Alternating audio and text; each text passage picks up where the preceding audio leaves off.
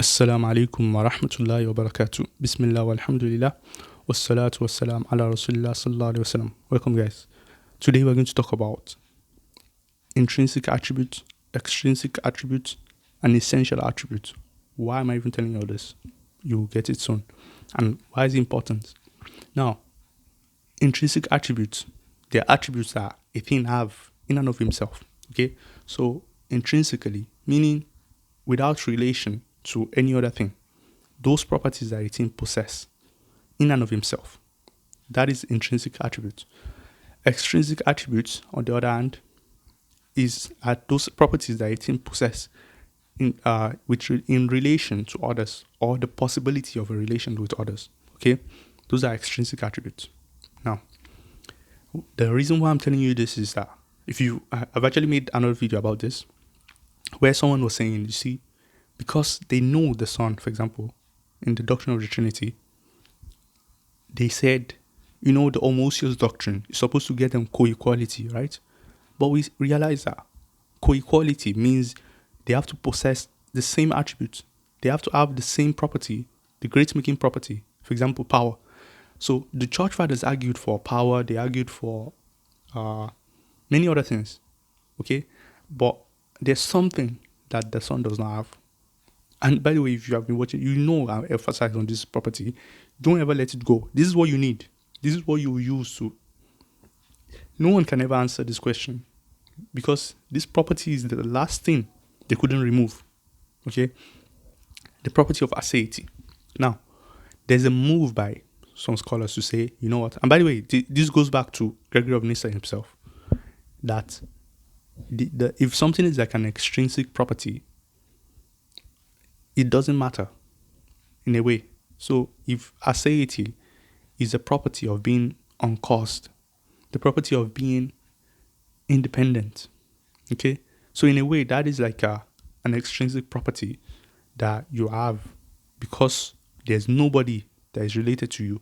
In a way, so it has, in part of its definition, it means that a being that is unrelated, or a being that is not causally dependent on another.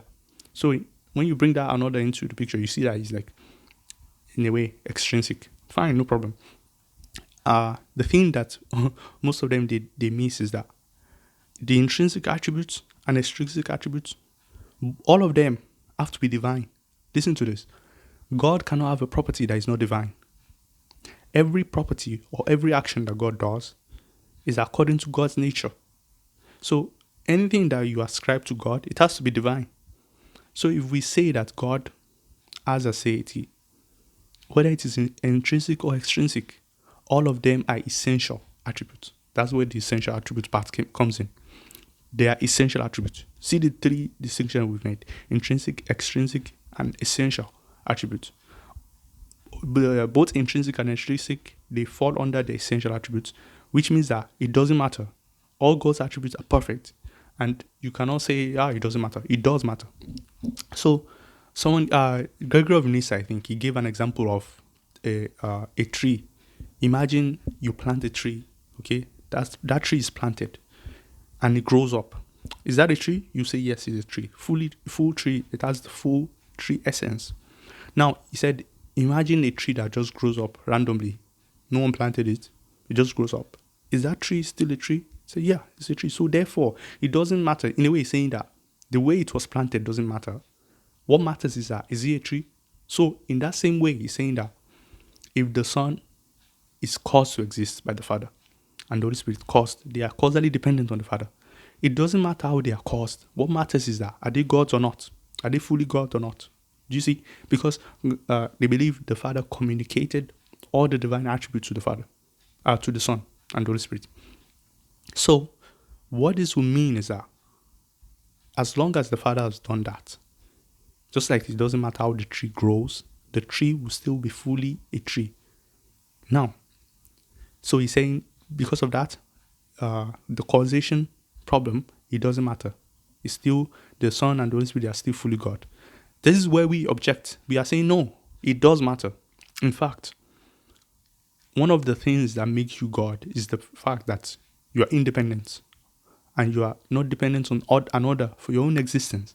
Remember the contingency arguments that most theists they use, that everything is dependent on another and dependent, and we go back infinitely, right? If we keep going back, you cannot stop at the Son or the Holy Spirit. You stop at the Father. Okay? And remember what we have done to all those that are dependent before we get to the Son and the Holy Spirit. We throw them away as not divine. So me, I'm dependent on my mother. I'm dependent like that. All of us, we are not God, because we are dependent for our existence on another. Only God is independent, and I say, and only the Father has that property. So they cannot throw away this. So what they have to do is to try and explain it away, but they can't, because imagine a God that is caused to exist. Let's just hypothetically, this God was made yesterday. God just created another God. By definition, that God is not God, using perfect mean theology, because you are supposed to be on course. This is the problem. You are supposed to be on course. It's not about, and by the way, some people, they actually believe in deification, that even we humans, maybe will be raised to God status. God will make us gods because God is all powerful. There are many ideas like this. The point that they miss is that it will be, maybe God can make you divine. Okay, maybe it can make you divine or make you so high, but you can never be God, because it's something that cannot be communicated. And some church fathers even went further to say that the Father communicated his uncaused nature. How can you communicate? You are caused to not be caused. That's how it sounds like. I cause you to not be caused. It's not possible. It's illogical, right? And they saw that this is a problem. And that's why that verse in the Bible that says, my Father is greater than I, they said, this is the only thing. The Father is greater because the Father is the source. The Father is the only one that is uncaused here. So I hope you understand this. This asiety is very important. Once you don't even need to like go too deep into it. You just need to ask, is God assay? Say yes. Anyone that is not assay is not God? Yes. The Son and the Holy Spirit, they are not assay. Therefore, they are not God. You see? Simple. No one can deny it.